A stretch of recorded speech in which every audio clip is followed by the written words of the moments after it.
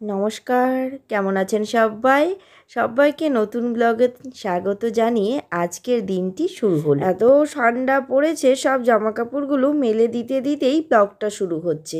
তাই আগেই জামাকাপড়গুলো আপনাদেরকে দেখিয়ে নিলাম। আর তারপরে ওয়েদার, ঘড়িতে এখন বাজছিল এই 9:30 মতো। সূর্য মামার তো একদমই দেখা নেই, মানে সেরকম লেভেলের ঠান্ডা যা উত্তরবঙ্গবাসীদের কাছে মানে আর নেওয়াই যাচ্ছে না। এতটা পরিমাণ ঠান্ডা যে আমি অনুভব করছি, আমি না, মানে আশেপাশে সবাই বলছে ভীষণ ঠান্ডা, মানে ভীষণই ঠান্ডা, মানে আর নিতে পারছি না। আর জামা কাপড় তো কিছুতেই শুকোচ্ছে না। আর এই মুহূর্তে সকাল সকাল উঠে স্নান করে পুজো দিব আর ছাদে এসে ফুল তুলবো, কিছুই করে উঠতে পারছি না। তবুও দেখছি নতুন কিছু কিছু চারা গাছে বেশ ভালো সুন্দর সুন্দর ফুল ফুটেছে, তাই আপনাদের সাথে একটু শেয়ার করিয়ে নিলাম। আর ব্লগটাও কন্টিনিউ করছি অনেক দিন পরে। ভিডিওটা শ্যুট করা ছিল প্রায় 10 দিন মতো আগে। আর তারপরে আমি 10 দিনে এতটা ব্যস্ত, কিসের জন্য ব্যস্ত, কেন ব্যস্ত, অবশ্যই ভিডিওটা মনোযোগ সহকারে দেখতে দেখতে বুঝতে পারবেন যে আমার কি সিচুয়েশন হয়েছিল। আর এই গাঁদা ফুলটাতে এই সময় মানে শেষের দিকে, শীতের শেষ, মাঘ মাস শুরু হয়ে গেছে আর এখনও কি সুন্দর ফ্লাওয়ারিং হচ্ছে। যদি আমি এর আরেকটু ভালো করে যত্ন করতে পারতাম তাহলে হয়তো আরও ভালো রেজাল্ট পেতাম, কিন্তু নিজেরই যত্ন করতে পারছি না। নিজের ত্বক, নিজের চুল যা তা অবস্থা হয়ে গেছে, নিজেকে দেখতে কি নিজেকেই খারাপ লাগছে। আর আমার মারা বলে থাকেন এই সরস্বতী পুজো না যাওয়া অবধি মানুষ নাকি কাকের মতো হয়ে যাচ্ছে। সরস্বতী পুজোর দিন মানে শ্রীপঞ্চমীর দিন মানুষের মধ্যে শ্রী ফিরে আসে আর মানুষের সেই রুক্ষতা ভাবগুলো চলে যায় সব কাকের মধ্যে। তো এই কথা অনুযায়ী আমরা হলুদ, নিমপাতা, তেল এই সমস্ত কিছু দিয়ে স্নান করি। আর হ্যাঁ বন্ধুরা, সামনেই তো সরস্বতী পুজো, সবাইয়ের নিশ্চয় ভীষণ ভালো ভালো প্ল্যান আছে। এবছর আমাদেরও ভীষণ ভালো প্ল্যান আছে। আমি আমার ছোট্ট লক্ষ্মী ঠাকুরকে এবার প্রথম শাড়ি পরাবো, কারণ ও একদম ছোট ছিল, ওকে তখন আমরা শাড়ি পরানোর একদম সাহস পেতাম না। আর তারপরে বায়না করতো, ভীষণ ভয় পেত। এখন আস্তে আস্তে মেয়ে মানুষ তো আলতা, নেল পলিশ পরা, টিপ পরা, শাড়ি পরা খুব ভালোবাসতে শিখে গেছে গো। আর এতে আমার ভীষণ ভালো লাগে। আর সব থেকে কষ্ট লাগছে কি ব্যাপার, এই ব্যাপারটাতে ভেজা কাপড়, ঠান্ডা ঠান্ডা, আর এই হাত দিয়ে আমার মেলতে সত্যি এই মুহূর্তে আমি কুকড়ে ঠুকরে যাচ্ছি। মনে হচ্ছে আমি আর পারছি না, হে প্রভু আমি আর পারছি না, আমি এখন গিয়ে কম্বলের নিচে ঢুকে পড়ি। কিন্তু সেটা বললে হবে না, আমার যেতে হবে মেয়ের স্কুল। আজকে মেয়ের স্কুল থেকে দেবে নতুন বই। চলো, সব সেরে যাচ্ছি স্কুল। মেয়ের স্কুল থেকে এলাম, স্কুল থেকে এসেছি, স্কুল থেকে বই দিয়েছে, অনেকগুলো বই দিয়ে দিয়েছে স্কুল থেকে। হ্যাঁ, এই যে একটা করে কভার ফাইল দিয়েছে আর এই যে বই, এতগুলো বই দিয়েছে স্কুল থেকে। ছাড়ো দেখি, এটা একটা কভার ফাইল, এটা থাক, এটা ছড়ায় পড়া, এই একটা বই, এই একটা বই, শিশুর সর্বাঙ্গী বিকাশের জন্য দেওয়া হয়েছে, এটা মায়েদের। শুনবো, পড়বো, লিখবো, এই একটা, এতগুলো বুকস স্কুল থেকে। রাখো রাখো এখানে দেখি। ও, এতগুলো বই দিয়েছে সোনাকে। মোট 11টা বই আছে স্কুলে। 11টা বই, 9টা হচ্ছে মেন, আর একটা হচ্ছে মায়েদের জন্য, মানে শিশুর বিকাশের জন্য মায়েদের, আর একটা হচ্ছে বন্দনা গীতি, মানে প্রার্থনার জন্য একটা বই দেওয়া হয়েছে। এই যে এটা হচ্ছে প্রার্থনার জন্য, এটাও পড়াতে হবে। এতগুলো বই নিয়ে এই যে মেয়ে আর আমি বসেছি এখন। এই এলাম স্কুল থেকে, 3টে বাজে এখন। এই যে হ্যাঁ, এটা ছড়া পড়বে, তুমি পড়তে চাও?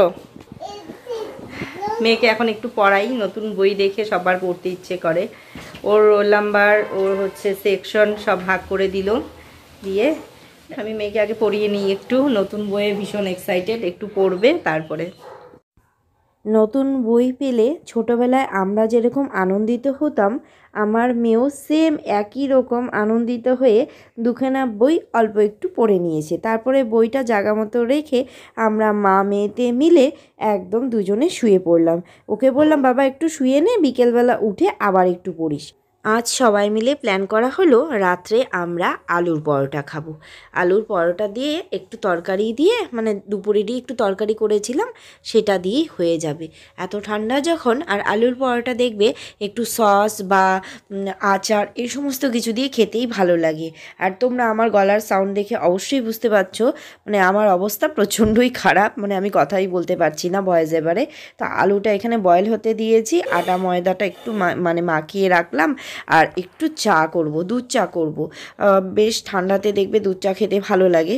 তো আমি হাফ হাফ করে ময়দার ডোটা সবসময় মাখি, আটা ময়দার ডোটা। তো আটার পরিমাণটা আজকে একটু বেশি দিয়েছি। আলুর পরোটাতে আমি আটার পরিমাণটাই বেশি দিই, মানে আটা দিয়ে যেটা হয় ডোটা সেটাই করি। আমার ময়দা থেকে আটা দিয়ে খেতে বেশি ভালো লাগে। তো আমি এখানে একটু বাটিটাতে শুকনো আটা ছড়িয়ে দিয়ে বাকিটা অর্ধেকটা এখনের জন্য রাখছি, আর অর্ধেকটা ফ্রিজে ভরে রাখবো, কারণ এতগুলো লাগবে না। তো এখানে এটা রেখে দিলাম। আলুটাও বয়েল হয়ে গেছে, আর দুধ চাটাও দেখো কালার এসছি কি, উফ দুর্দান্ত, সত্যি খুব ভালো লাগে। আর শীতে দেখবে এরকম চা সাথে একটু ঝালমুড়ি টাইপের থাকবে, উফ খুব ভালো লাগে। অবশ্য আরেকটা জিনিস মিস হচ্ছে, কি বলুন তো, গেস করতে পারছেন? অবশ্যই একটু চপ, একটু পেঁয়াজি, একটু বেগুনি, ও ফু ফু ফু ফু ফু ফু বলছি, আর আমার মনে হচ্ছে ছুটতে গিয়ে করে আমি দুটো খেয়ে নিই, এরকমই তো লাগে। এগুলো তো সব মুখরোচক জিনিস আর বেশ লোভনীয়, তাই তো। তো আমি এখানে আলুটা স্টাফিং তৈরি করব। স্টাফিংয়ের জন্য যেগুলো লাগবে সেগুলোকে কেটে নেব। তার আগে আলুটা এতটাই গরম ছিল, আমি একটু চাকু দিয়ে কেটে টুকরো টুকরো করে রাখলাম। তো চলুন এটা ফ্রিজে তুলে রাখি। আর এখানে মেয়ে একটু বেদানা খেয়ে বাকিটা রেখে দিয়েছে। তো কি করব, এটাকেও ফ্রিজে চলুন চালান করে দেওয়া যাক, কারণ হচ্ছে ফ্রিজে না রাখলে এগুলো বাইরে ভালো থাকে না। ধনেপাতা বের করে, ধনেপাতা কুচিয়ে, লঙ্কা কুচিয়ে, আদা কুচিয়ে, সামান্য একটু চিড়ে রাখা কাঁচা লঙ্কাগুলোকে টুকরো টুকরো করে একদম মিহি মিহি করে কুচিয়ে নিয়েছি, মানে একদমই কুচু কুচু করে। তারপরে এটাকে মুড়ি দিয়ে মেখে আমি খানিকটা নেব, আর খানিকটা রেখে দিলাম, আর মেয়েকে দিলাম একটু দুধ বিস্কুট।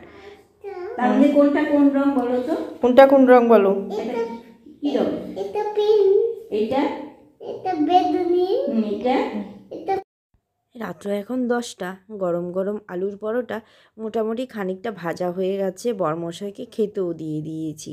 আর বাকি কটা আমি নিজেদের জন্য, মানে আমার আর শাশুড়ি মার জন্য ভেজে রাখছি। আর কালকে সকালেও ব্রেকফাস্ট আলুর পরোটা দিয়েই হবে। আমাদের বাড়িতে এটাই নিয়ম, যেদিনই আলুর পরোটা হয় সকালের ব্রেকফাস্টটা ওই আলুর পরোটা দিয়ে আমরা সেরে নিই। ভালো লাগে, বেশ ভালো লাগে। সকালে তার এটা করার মানে সেই সময় সাপেক্ষর ব্যাপার, তো ও করা হয় না ঠিক। মেয়েও খেতে চায়, তো ও দুধ ভাত খেয়েও একটা আলুর পরোটা খেয়ে নিয়েছিল।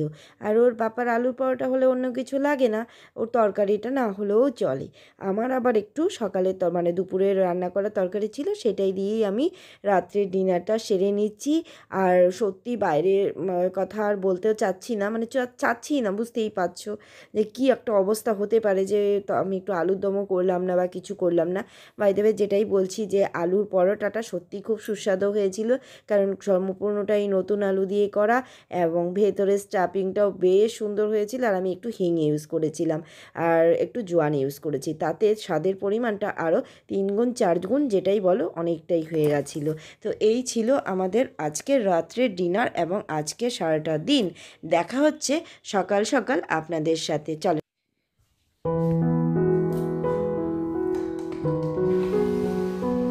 Good morning.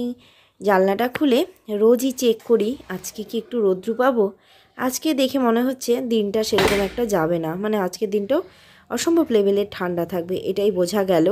তো সকাল সকাল নিয়ে বসে পড়েছি 1 কাপ লাল চা, একটা টোস্ট, একটা আলুর পরোটা, আর একটু ঈষদুষ্ণ গরম জল। এই দিয়ে সকালের আজকের ব্রেকফাস্ট আমি সারছি। ঘড়িতে এখন 9টা, খুব সকাল নয়, মানে 9টার সময় আমি সব কাজ সেরে হাত মুখ ধুয়ে জামাকাপড় চেঞ্জ করে আমি চলে এসেছি ব্রেকফাস্ট করতে। তারপরে ভাবছি টুক করে একটু স্নান করে নেব, কারণ সকাল মানে আমি গরম জল করতে দিয়েই এসছি। আর সকালে উঠে যে কাজগুলো হয়, বাথরুমে যাওয়া, ফ্রেশ হওয়া, ব্রাশ করা, সেটাই করেছি। স্নানের জলটা বসিয়ে দিয়ে একটু চা খেয়ে একটু চার্জ হয়ে নিচ্ছি, কারণ জলে হাত দিতে ভয় করছে, মানে রীতিমতো ভয় হচ্ছে। তো যতই ঠান্ডা থাক স্নান তো করতেই হবে, কারণ আমার ঘরে ঠাকুরকে তো না খেয়ে রাখা যাবে না, ঠাকুরকে সেবা দিতেই হবে। আর আমি ছাড়া ঘরে কে দিবে ঠাকুর পুজো? ওর পাপাও রোজ স্নান করে, ও সকাল সকাল চলে যায়, তো ওর পক্ষে অত সকালে পুজো দেওয়া সম্ভব হয় না।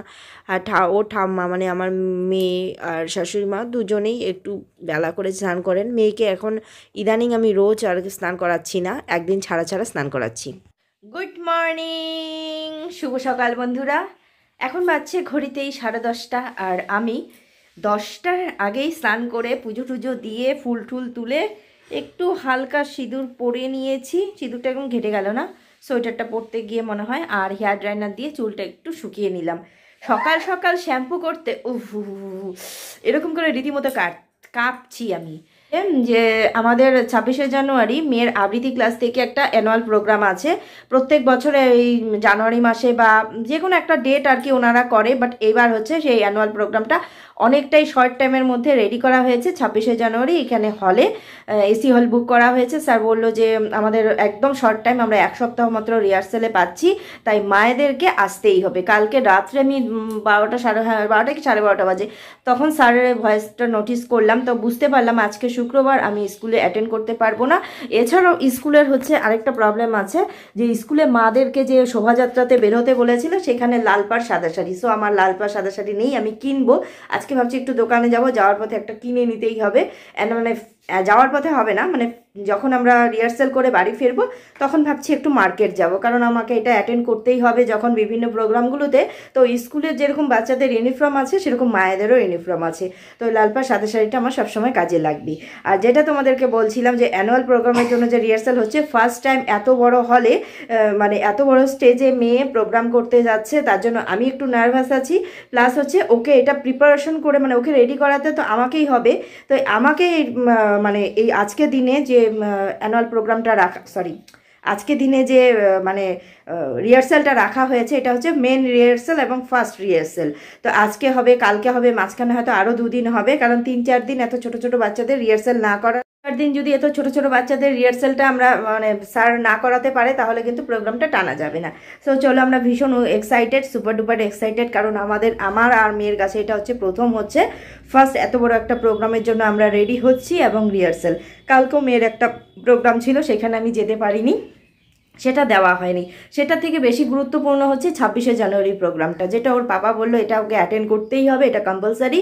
কারণ আমরা যেখানে মানে ওকে যেই স্যার করান সেই স্যারের ওখান থেকে প্রত্যেকটা বাচ্চাকে এটা কম্পালসারি করা হয়েছে। এখন আমার একটাই টেনশন হচ্ছে মহলের আর কি, মানে পলাক্ষীর ড্রেস লাগবে, ড্রেস মানে আবৃত্তির ড্রেস। তো আমার কাছে পুরনো একটা ড্রেস আছে, সেটা স্যারকে দেখাবো, না হলে আমাকে আবার টেইলারের কাছে মানে দর্জি কাছে গিয়ে ওই ড্রেস সেলাতে দিতে হবে, কারণ সেটা হচ্ছে প্রত্যেকটা বাচ্চার একটা ড্রেস, একটা ব্যাগ, একটা হচ্ছে উত্তরই থাকবে। তো এই সমস্ত কিছু মানে অনেকটাই আছে, তো আমি বুঝতে পারছি না আমি নিজের জন্য কিছু শপিং করতে পারবো কি পারবো না, একটা বেশ খরচা সাপেক্ষ ব্যাপার আছে। হ্যাঁ, এই ড্রেসটা একটু বড়সড় করে সিলালে 2-3 বছর চলে যাবে। আর এত ঠান্ডা লাগছে, তো আমি কিছু রান্নাবান্না খাওয়া দাওয়া এখন অবধি কিছু করিনি। দেখলেই সকালবেলা একটা মানে কালকে রাত্রের আলু পরোটা ছিল, সেটাই হচ্ছে দিয়েই চা খেয়েছি। এখন তোমাদের সাথে কথা বলতে বলতে 11:15 হয়ে গেল। মা ভাতটা নামিয়ে দিয়েছে, আমি ঠাকুর পুজো দিয়ে দিয়েছি, বাইরের কাজ মোটামুটি শেষ। এখন এই বাসি বিছানাটা তুলবো, আর একটু হালকা সাউন্ডে, সামনে যেহেতু মাধ্যমিক পরীক্ষা তাই বেশি সাউন্ড দেওয়া যাবে না, হালকা সাউন্ডে একটু হচ্ছে মিউজিক শুনতে শুনতে ঘরের কাজগুলো করবো। সো ভিডিওটা কন্টিনিউ করো। আর আমাদের যে রিহার্সালের টাইম দেওয়া হয়েছে, মানে ও তো নার্সারিতে ধরা হয়েছে, প্লে গ্রুপ নার্সারি, তাদের হচ্ছে টাইম দেওয়া হয়েছে 2টো থেকে 3টে। আমি 3টের সময় রিহার্সালে যাবো। সো চলো, হ্যাঁ আমি ফটাফট করে রান্নাবান্না করে নিয়ে। প্রচণ্ড ঠান্ডা পড়েছে, এই কয়েকদিন আমরা শুধু সবজি সবজি সবজি সবজি মানে ভেজিটেবলই খাচ্ছি, ডিমটা কম খাচ্ছি। আজকে আমরা ডিমের কোনো রেসিপি মানে কোনো রেসিপি করব। আমি একটু তোতলে যাচ্ছি, একটু উলট পালট হচ্ছে, আর ভীষণ মানে কেঁপে কেঁপে কথা বলছি, বুঝতেই পারছো, কারণ আমার প্রচণ্ড ঠান্ডা লাগছে। চলো রান্নাঘরে একবার যাই। কী করছো তুমি? উঠবে না? খাবে না তোমাকে? বেদানা খেয়ে দাঁতগুলো পুরো কালো হয়ে গেছে।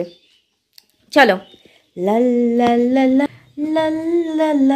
ওই একটা গান আমার ভীষণ ভালো লাগছে, যদি বাড়ি বাড়ি এক কিশোরে প্রেম তোমায় কাদায় তবে প্রেমিকা কোথায়, আর প্রেমী বা কোথায়?